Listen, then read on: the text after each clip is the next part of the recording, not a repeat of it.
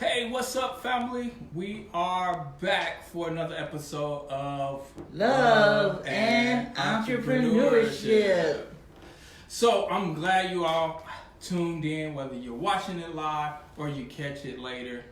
I do think it's going to be some great information, some great nuggets, some things that are going to help you in the future, going to help you in business, it's going to help you in relationship.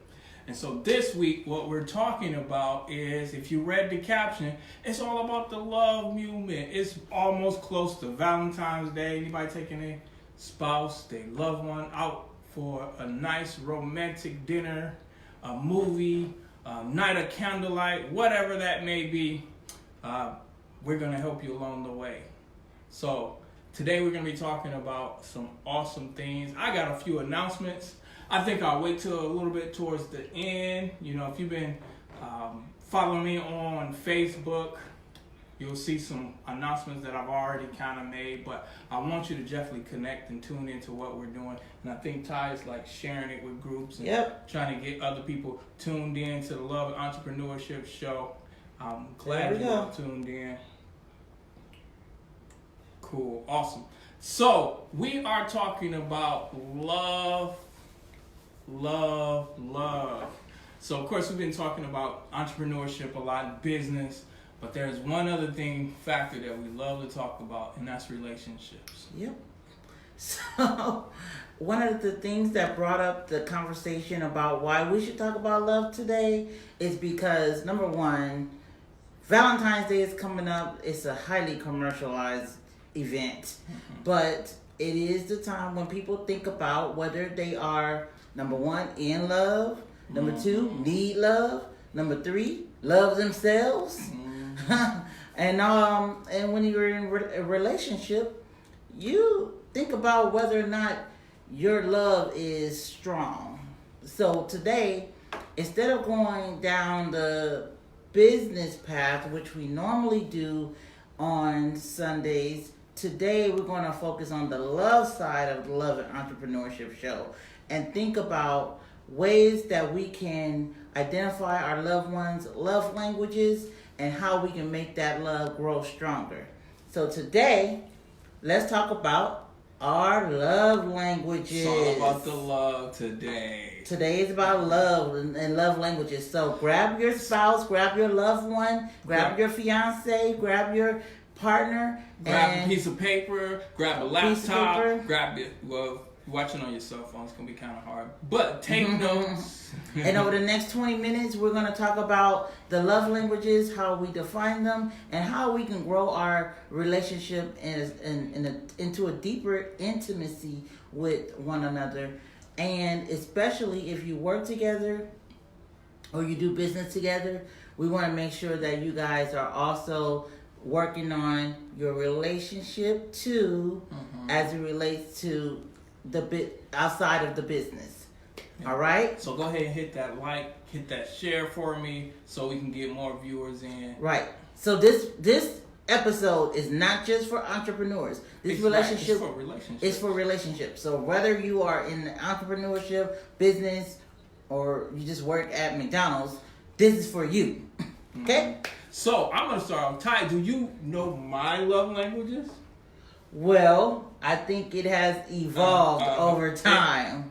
Because when we first started dating, I didn't think that physical touch was your love language because we kind of did things a little different than other people do. When we were dating, we chose to wait until marriage, until we were physically intimate. And so I didn't know that physical touch was his love language until after we got married. What I found out was that physical touch was actually his top love language, but I didn't know that until maybe a few years in. And so what we're going to talk about is the 5 love languages. Let's list them out right now before we start talking about them. So number 1 is words of affirmation. Number 2 is gifts. Number 3 is acts of service.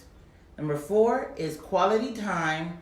And number 5 is physical touch. And physical touch don't always have to deal with sex. So we just talk about physical touch, Right, we'll get as it relates to other things as well. But we're going to talk about each one, and we'll share what our love languages are, whether it was the same when we got married versus now, 19 years later, or whether it's the a development of the same love language. Today, I realized that my husband's love language is physical touch because he felt like I wasn't as hands-on with him as I could have. Hands-on, pun intended. As I could have been with him. And we've been married for a very long time, but we're still learning a lot about each other. And I didn't realize it, but I understand now that that he actually feels more valued when he is engaged with me in a physical way, and not necessarily just talking about sexual, but that does help. Look. Okay, go ahead. Ain't nobody trying to hear all that. Go ahead. Holding hands. I threw you off, didn't I? Yes, you did. Physical touch. Holding hands, kissing, hugging, mm-hmm. and sex. Right. Are all an expression of love when it comes to physical touch. So you have to ask yourself, do I feel loved? If I don't feel loved, is it because my love language is physical touch and my spouse don't touch me like that? Or ladies or men, if physical touch is your number one love language, the question is, every time you turn them down for sex, are you rejecting their love language? Because that could mean to them that you don't love me. No. And that sometimes can cause a lot of friction in a relationship. So that's something that you have to really think about, whether or not, if this is your love language, whether or not you're willing to do the work. Well, you have to if you're married. You're just going to have to do the work. Right. If that is your spouse's, or in a committed relationship, if this is your spouse's love language, right, you need to touch them. This is something that's very important that people, I don't think they understand the gravity of this particular love language, because this love language is, I believe, kind of the root of some infidelity when this love language is not being met. Mm-hmm. Because for men, if they have sex with someone outside of marriage, I'm talking about in the infidelity, it's usually not connected with emotion. It's usually because every time they go home, they try to kiss up or rub up on the wife, and she like, I'm not feeling it today. I got a headache. Well, what your headache got to do with anything? He like, I ain't trying to touch your head. I don't want to touch your head. I'm trying to talk to your head.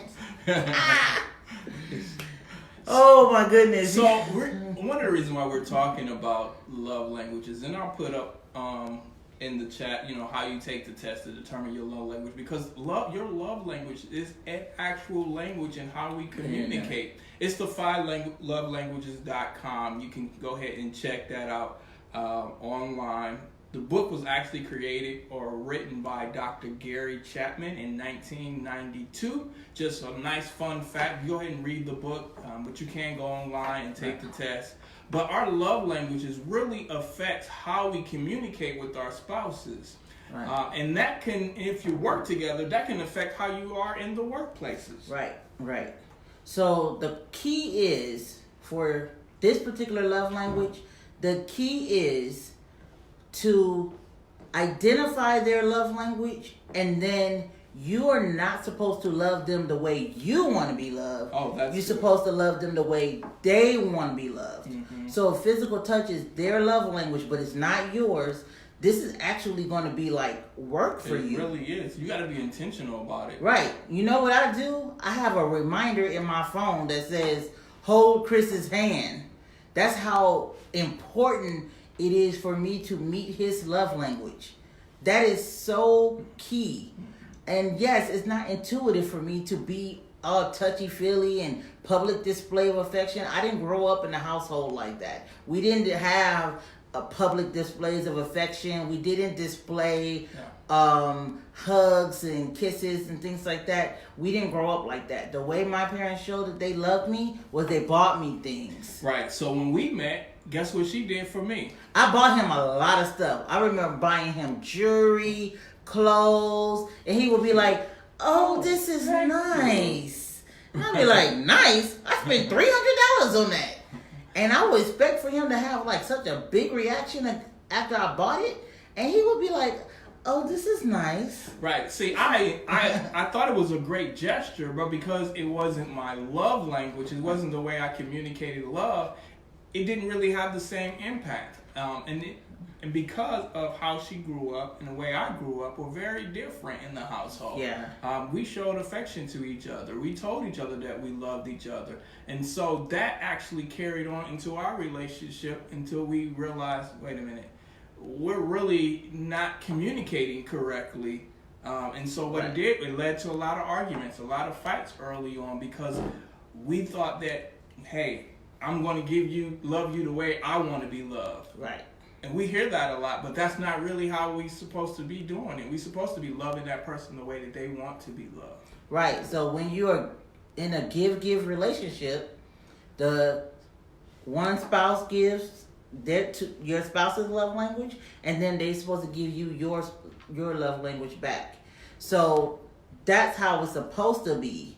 But sometimes we don't necessarily operate that way, and that's why we end up having, bickering and arguments, and anything that's related to arguing is usually because one of our needs is not being met. Yep, definitely. Okay, so that was his love language. I have another. I have two that kind of goes hand in hand. They actually got the same number. Right. So the same. It was like 1 point difference.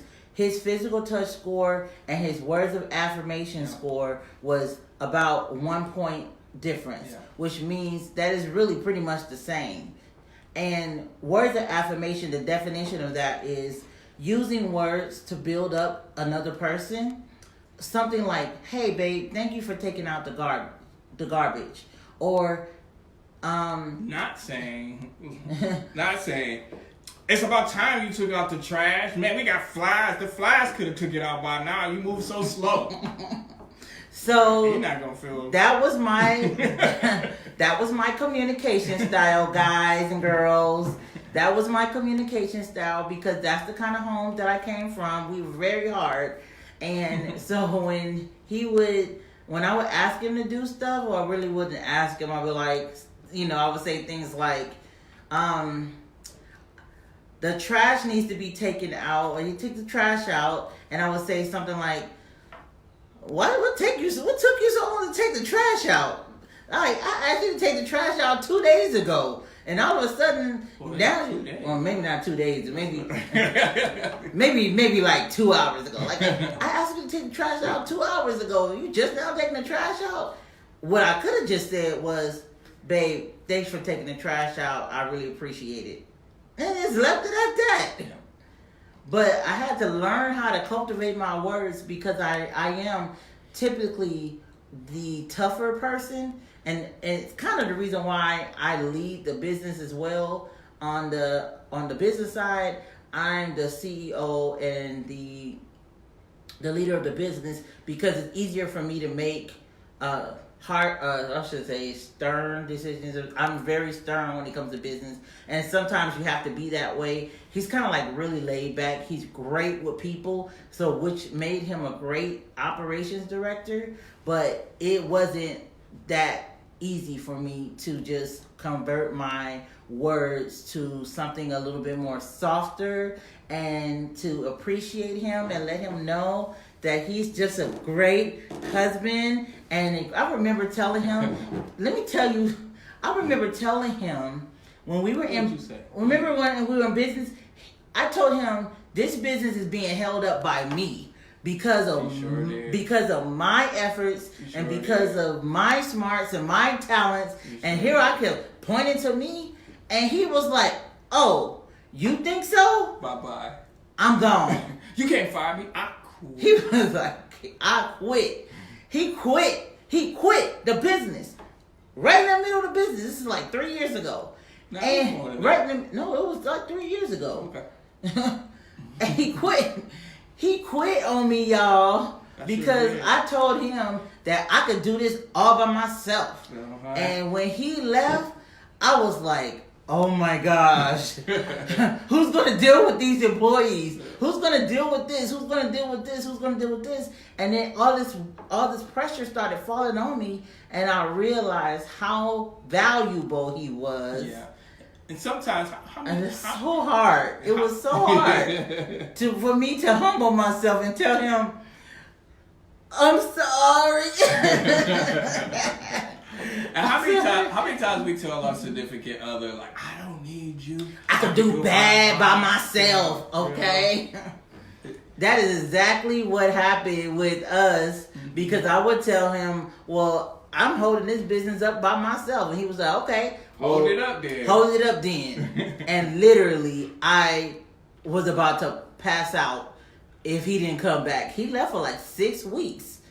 I was, honestly, I was not going to ask him to come back. Pride still involved. Because my pride was like, no. I'm going to prove to him that I can run this business by myself. I don't need no man. And more. Yeah, honey. That was me. But we're not gonna keep going there. We're gonna just keep it moving. You like you having flashbacks. We're gonna keep it moving. Yes, so the underlining fact is that I needed him, I need his help, I still do in a different capacity, but I did need him at that time, and I just didn't want to acknowledge it because I didn't want to affirm him and affirm his position and to let him know that he was valuable with the company, that he's valuable as a husband, that he's valuable as a partner. I didn't want to tell him that. And so he didn't feel that. He didn't feel that kind of value from me. And so that was something that, that's something that's as recent as, just a couple years ago. Yeah. So I'm not telling you something that happened years and years and years. We still have to be conscious about this particular area because it's not intuitive for me. Yeah. So and we don't realize sometimes that those simple words of affirmation goes a long way, because that person, you guys are on the same team, and that person is like your cheerleader. If you're out on the field, you need somebody out there cheering you on and say, let's go, you can do it. Because if the person who you say you're doing life with is not in your corner, who do you have going to bat for you? Right. So imagine being on a football team and your cheerleaders on the sideline saying, defense, attack, push the ball back. Except you're doing offense right now. Like, they cheering for the other team. You're like, wait a minute. I thought y'all supposed to be cheering for me. You cheering for them. You on my team. Yeah. That's kind of the words of affirmation is kind of like having a cheerleading squad all the time. Except that's not my natural personality. So I actually had to put reminders in my phone to say something nice to my husband today. It sounds funny, but unfortunately, it doesn't come easy for me. You're doing better. I am doing better. And so the more I practiced it, the more the reminders went across my phone and say, hey, say something nice to your husband today. Say something nice to your husband today. Then I would remember that the reminder was going to come on my phone, and I would do it on my own. So I still have the reminder on my phone even to this day, but I think I'm doing a little bit better with trying to remind myself to say something nice to my husband today. And so that's words of affirmation, because he needs that. Yeah. He needs that. I don't necessarily need that. You don't really have to say anything nice to me. He doesn't have to say anything, because that's not my love language. Like, it's like at the bottom. But you do look pretty. Well, thank you. Even though my hair looking a hot mess, y'all excuse me. I am in between hair appointments, okay? So All right. So we talked about words of affirmation and physical touch. Mm-hmm. I kind of hinted to what my love language was. Those two were his love languages. Mm-hmm. My love language on the opposite was gifts. Yep. My number one love language. So when I told you I was buying him all this stuff at the beginning when we were dating, it was because that was the way that I displayed to him that I loved him. Yeah, subliminally she was saying, buy me stuff. I'm Right. buying you stuff. I'm buying you stuff. Why you ain't buying me nothing? He wouldn't buy me nothing. I was like, he's so cheap. And I started calling him penny pincher. And I'm like, oh, this dude don't know. Frugal. He frugal. Okay? Frugal. So I would wonder, like, why is he not buying me nothing? I'm buying him all this stuff. I spend all this money on him. But I realized that it wasn't that he didn't love me. Right. It was that he didn't love me that way. He didn't love me his love language wasn't gifts. So he didn't know to give me gifts as a way for him to show my love. Right. So show his love. Right. So I have to be intentional about buying her stuff. Now, see, my wife is so proactive on things is that she actually beats me to even buying her stuff. So it's like, why even try? I feel sometimes. So I have to overly try to be ahead of her because she'll be like, I just buy myself. I saw those shoes. Those look really nice. And so before I can even buy them, she's on Amazon or Shoe Dazzle, what she uses now. And shout out to Shoe Dazzle if y'all want to give a sponsorship. But so she's on Shoe Dazzle and already bought the shoes, and I'm like, okay, all right. So yeah. So when you are operating in the gifts love language, you're saying to that person, I love you, and so I bought you this. Right. Right. That's pretty much what you're saying. And so when you are the person who is the receiver, the love language giver, when you're the love language giver, so he's the love language. No, I'm the love language giver. So gifts is my love language. He has to, receiver. Thank you. I'm the gifts love language receiver. Right. And he's the gifts love language giver. He has to be intentional about listening to what I'm saying. Because guys, y'all know. So that he can know what gifts to buy me. Y'all know the women always gives these subtle hints. Hey, I would really love to. Oh, did you see that? Did you catch the hint I threw the other day? Right. So. Did you catch the hint I threw the other day? Oh, of course, it's Valentine's Day. So here's the thing: we rarely celebrate Valentine's Day. We don't normally fall into that trap. Oh, holiday. We don't normally fall into it, but this year she wants to celebrate Valentine's Day.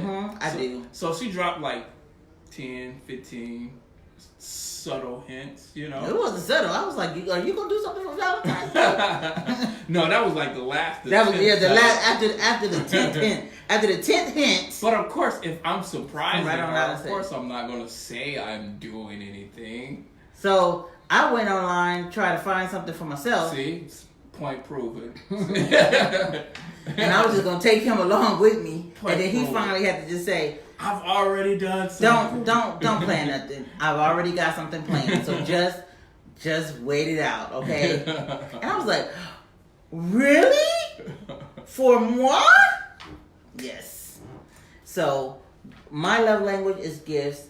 Another love language that actually recently emerged after we had kids is acts of service. So acts of service was not a love language for me when we first started dating. So he wouldn't have had to do anything to help me out in order, because I was an independent. All the women independent. Throw your hands up. Yep. Put your hands up.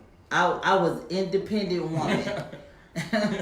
But now that we are married with children, I realized that having his help around the house, now acts of service is number 4. That means that you're doing something for your spouse that they would like. Mm-hmm. Like what? Taking a load off of them that they would normally have. Right. For example, I know you normally cook dinner, but this night I'm going to cook dinner for you. Right. I know you normally wash the dishes, but this night I'm going to wash the dishes. Or, you're always with the kids, so this night I'm going to take the kids. Babe, you go somewhere and take care and do a spa day. Now, so acts of service is your love language. Then if you doing everything around the house and they're not helping you at all, what that's telling you is, that obviously he don't, and that's probably annoying the heck out of you. I cannot believe you just gonna come home. You don't see these dishes in you the don't sink? See them. Oh, you just gonna walk right by that trash, right? You just gonna walk right by it. Okay. And let me tell you, that doesn't help either by saying it that way. By saying it. Oh, so you just gonna walk right by that trash? Oh, you didn't see them 3 dishes? Oh, you just gonna put a dish in the sink after I washed them? Like, what? So if that's annoying you, acts of service is probably your top 1 or 2 love languages, and that's why it's annoying you. Because some people take pleasure in doing all the cleaning and cooking and things like that, and they don't really necessarily look for anything in return. But if acts of service is your love language, then they would love it if you could be intentional about taking a load off of them every now and then. And it doesn't have to be every day, but once a week, it would be nice if you cooked, or even if you can't cook at all, can you just bring a meal from somewhere else, order it, Uber Eats or something, where you could take that load off of them. If you are normally the one with the kids, just, hey, I'm going to take the kids out to McDonald's. We're going to have a nice little time. You get your quiet time. Get some extra sleep. I love my husband. I love that my husband meets this particular love language, because yes, polish your nails, honey, because I can tell you he helps with the laundry. He helps with the laundry. He helps with the kitchen. Mm-hmm. Now he don't cook. That's not a little million things I do. He don't cook, but he will help wash the dishes. Mm-hmm. Yes, he will, ladies. Mm-hmm. He will help clean the kitchen, sweep, mop, and everything. Yep. He will take the boys so that I can have me time. So acts of service is really easy for me because I developed myself to have a servant heart. Yes. So acts of service is really easy for me. I don't have to necessarily be intentional about it, because when I see a need, I just do it. Yeah. So this particular one is going to be particularly hard for the person that's generally selfish. Mm-hmm. If they realize if you realize that you're married or you're with someone that's naturally selfish, not that they're trying to be mean or something, but sometimes people didn't grow up. Maybe they were the only child, or they were a mama's boy and mama did everything. Hey. Well, you wasn't necessarily a mama's boy like that. Yeah. Like your mom didn't do everything for you. No, but I know some guys who their mom do their laundry, they cook their food, and you pack. Like, hey, mama knows best. Anyway, what I'm saying is that if you have someone that typically hasn't had to think about anybody other than themselves, then it will be, this one right here would be a very hard transition to make. But it's doable. And this is how you do it. You're going to have to do like I do. Schedule. You're going to have to schedule. You're going to have to schedule acts of service until it becomes natural for you. And some people might already do it, but if you don't, here's a little tip. Get a calendar and you mark down what days of the week that you are going to do certain tasks. Mm-hmm. That way, now that spouse doesn't have the pressure of saying, "Can you do this?" They already know these days you're doing that, and if you begin to schedule it properly, it won't overlap into something else. For example, like doing the laundry. Right. If you know you're doing the laundry on certain days, then the expectation is that you're doing it that week, or you're doing it that. Now day. You have to follow through on what you say you're going to do. You definitely have to. Because if you say, "Babe, don't worry about the laundry. I'm gonna do it on Sunday." Right. Sunday comes. You stayed in the bed, you watched the game all day. I'm so tired. Oh, I'm so tired. Next thing you know, it's Monday. and the kids don't have underwear because you didn't do what you said you was going to do. Now you just created what's called a love buster, a love deficit. A love deficit, you just withdrew love out of her account. And if you keep withdrawing out of any account, eventually the bank you're going to get a overdraft. And the overdraft is the attitudes and that's good. And the so you just so the snappiness and all of the things that you don't want as a husband. So what you want to do is happy wife. Happy wife. Happy life. Okay? Follow through on what you said you was going to do. Be that man of integrity like you said you were going to do. Mm-hmm. Last one is quality time. And that is exactly what it says. Mm-hmm. You are being intentional about giving your partner undivided attention. I think that's the biggest thing. You better say it again. Undivided attention. So if I am sitting on the couch with you and you watching TV, but I'm on social media, that's not quality time. That's not quality time. If we sitting at the table, we go out to eat to a restaurant, and I'm like, babe, I went out to eat with you, but you taking calls from work, you checking your emails, right? You returning you on Facebook, you returning and emails. You're not watching Love and Entrepreneurship. You're not watching Love and Entrepreneurship together. You just doing your own thing, but you're together. That's not quality time. So what does a quality time look like? So it looks like taking a walk together, sitting on the couch, watching TV, and being engaged in the actual conversation or the show. So if we're watching the season finale of Power together, I'm saying, babe, I really think Tariq killed his father. Oh, really? I haven't been keeping up with that show. No, you're going to keep up with it because we watching it together. Okay, we watching it together. Yeah, yes. I know he did. Yes, I think Tariq killed his father. No, I think it was Tasha? Do you think it was Tasha? It could have been Tasha. Oh, I think it was Tasha too. I think it was Tasha and Tariq came together and they was like, pow, pow, pow. And boom, that's how he ended up dying. So, bye-bye ghost. But wouldn't you rather have an engaging conversation with your partner if you are actually doing something together and not just sitting, you're coexisting, but you're not actually spending quality time? Right. That's what quality time looks like, okay? So I am so glad you tuned in for Love and Entrepreneurship today. On the week of love, we talked about 5 love languages. That is words of affirmation, gifts, acts of service, quality time, and physical touch. Take the quiz at 5lovelanguages.com. They're not paying us to say this. No, they're not paying us. We have no ties to it. But we do want you to take the quiz so you can know where you stand and where your love languages are, so that, number one, your spouse can actually start meeting your love language and vice versa. And then you can start working on building that thing as you grow, because obviously your love language can evolve or change over time. That's it for us. We thank y'all for tuning in. Wait. I got 2 announcements. 2 big announcements. Wait. 2 big announcements? Yes, I got 2 big announcements. So if you've been tuning into Love and Entrepreneurship, you've been hearing me talk about releasing the book called The Compact Guide to Creating Multiple Streams of Income.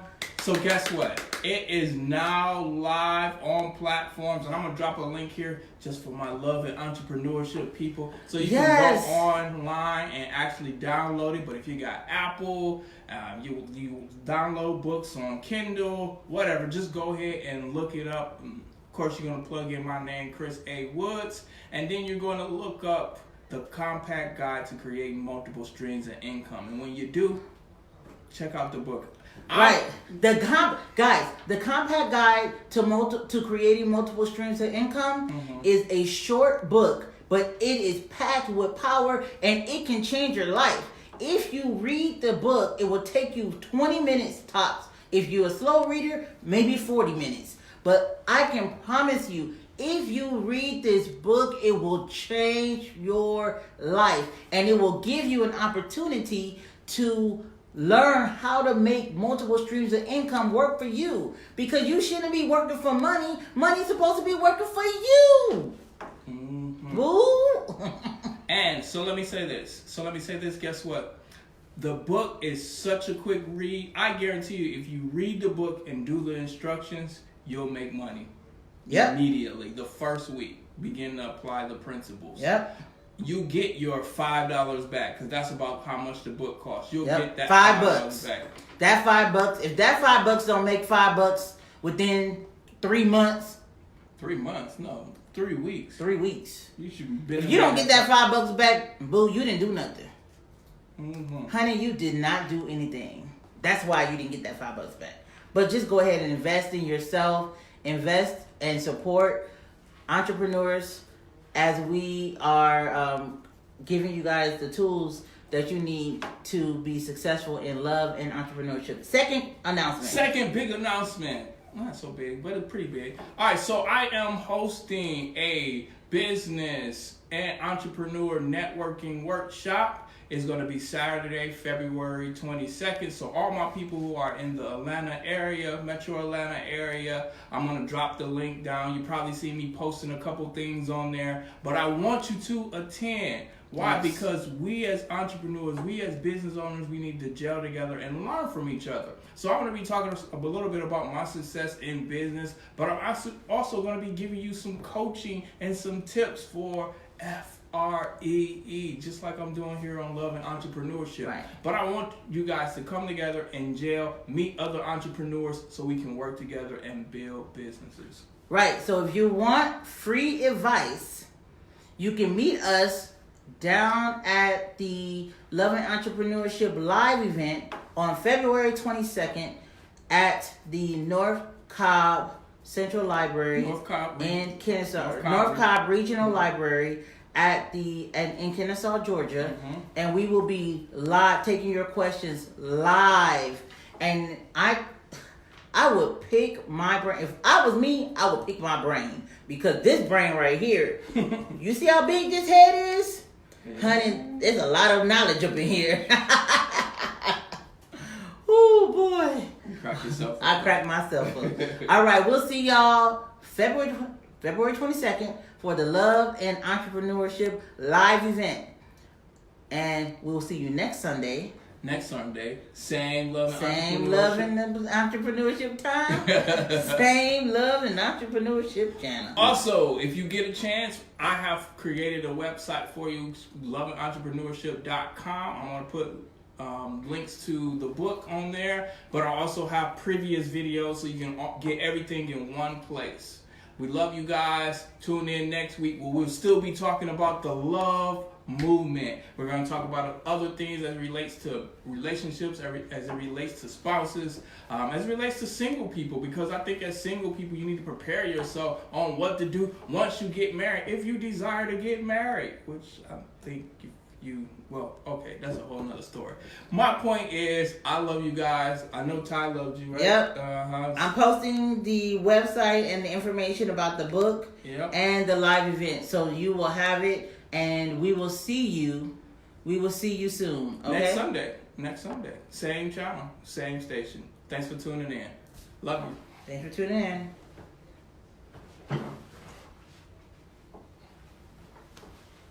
Dun, dun, dun, dun, dun.